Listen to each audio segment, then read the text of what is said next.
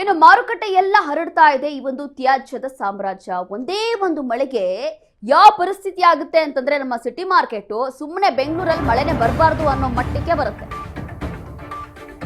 ಬೆಂಗಳೂರಲ್ಲಿ ಮಳೆ ಬರಬಾರ್ದಪ್ಪ ಅಂತ ಜನ ಕೇಳ್ಕೋತಾರೆ. ಆ ಪರಿಸ್ಥಿತಿ ಸಿಟಿ ಮಾರ್ಕೆಟ್ ಅಲ್ಲಿ ಆಗುತ್ತೆ. ಒಂದೇ ಒಂದು ಮಳೆಗೆ ಕೆಸರು ಗದ್ದೆ ಆಗುವಂತ ಸಿಟಿ ಮಾರ್ಕೆಟ್ ಇದು. ಕೊಳೆತ ತರಕಾರಿ ಮಳೆ ನೀರಿನ ನಡುವೆ ವ್ಯಾಪಾರ ಮಾಡ್ತಾರೆ ಇಲ್ಲಿನ ಜನ. ಸಾಂಕ್ರಾಮಿಕ ರೋಗಗಳ ತಾಣವಾಯಿತು ಕೆಆರ್ ಮಾರ್ಕೆಟ್.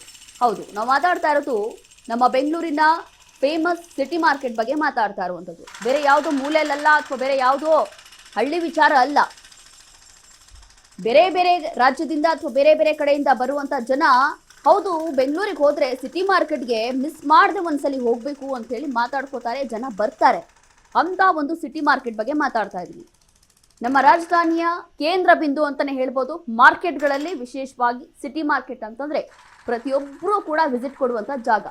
ಕೇವಲ ಶಾಪಿಂಗ್ ಅಲ್ಲ ಅಥವಾ ಕೇವಲ ವ್ಯಾಪಾರ ಅಂತಲ್ಲ, ಸುತ್ತಾಡಕ್ಕೆ ಅಂತಲ್ಲ, ಆದರೂ ಕೂಡ ಪ್ರತಿಯೊಂದು ವಿಚಾರದಲ್ಲೂ ಕೂಡ ಹೋಲ್ಸೇಲ್ ರೇಟೇ ಸಿಗುತ್ತೆ ಅಥವಾ ಮತ್ತೊಂದೇ ಸಿಗುತ್ತೆ, ಒಳ್ಳೆಯ ಬೆಲೆ ಸಿಗುತ್ತೆ, ಕ್ವಾಲಿಟಿ ಆ್ಯಂಡ್ ಕ್ವಾಂಟಿಟಿ ಎರಡೂ ಕೂಡ ಸಿಗುತ್ತೆ ಅಂತಂದ್ರೆ ಅದು ಕೆಆರ್ ಮಾರ್ಕೆಟ್ ಅಪ್ಪ. ಅದು ತರಕಾರಿನೇ ಇರಲಿ, ಬಟ್ಟೆನೇ ಇರಲಿ ಅಥವಾ ಬೇರೆ ಯಾವುದೇ ವಸ್ತುಗಳೇ ಇರಲಿ, ಎಲ್ಲವೂ ಕೂಡ ಖರೀದಿ ಮಾಡ್ಲಿಕ್ಕೆ ಎಲ್ಲಿ ಹೋಗ್ತಾರೆ? ಕೆಆರ್ ಮಾರ್ಕೆಟ್ಗೆ ಹೋಗ್ತಾರೆ.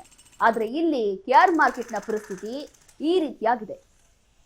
ಇದು ನಮ್ಮ ಗ್ರೇಟರ್ ಬೆಂಗಳೂರಿನ ಕೆಆರ್ ಮಾರ್ಕೆಟ್ನ ಪರಿಸ್ಥಿತಿ ಆಗಿರುವಂಥದ್ದು. ಈ ಒಂದು ದೃಶ್ಯಗಳಲ್ಲಿ ನೋಡ್ತಾ ಇದ್ದೀವಿ. ರಾಜ್ ನ್ಯೂಸ್ನಲ್ಲಿ ಐತಿಹಾಸಿಕ ಸಿಟಿ ಮಾರ್ಕೆಟ್ ಕರಾಳ ಮುಖವನ್ನು ನಾವು ತೋರಿಸ್ತಾ ಇದ್ದೀವಿ. ನೋಡಿ, ಪ್ರತಿನಿತ್ಯ ಅದೆಷ್ಟು ಸಾವಿರಾರು ಜನ ಬರ್ತಾರೆ. ಬಹುಶಃ ನೀವು ಕೂಡ ಅವಾಗ ಹೋಗ್ತಾ ಇರ್ತೀರಿ ಶಾಪಿಂಗ್ ಮಾಡಲಿಕ್ಕೆ ಅಥವಾ ಬೇರೆ ಏನೋ ಖರೀದಿ ಮಾಡಕ್ಕೆ ಹೋಗ್ತೀರಾ, ಬೇರೆ ಏನೋ ಕೆಲಸದಿಂದ ಹೋಗ್ತೀರಾ.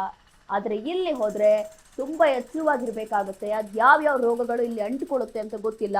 ಆದರೂ ಕೂಡ ಪ್ರತಿನಿತ್ಯ ಇಲ್ಲಿ ಬಂದು ವ್ಯಾಪಾರ ಮಾಡುವಂತಹ ವ್ಯಾಪಾರಸ್ಥರ ಕತೆ ಏನು ಅಂತ ಯೋಚನೆ ಮಾಡಿದ್ರು ಕೂಡ ಒಂದು ಕ್ಷಣ ಭಯ ಆಗುತ್ತೆ.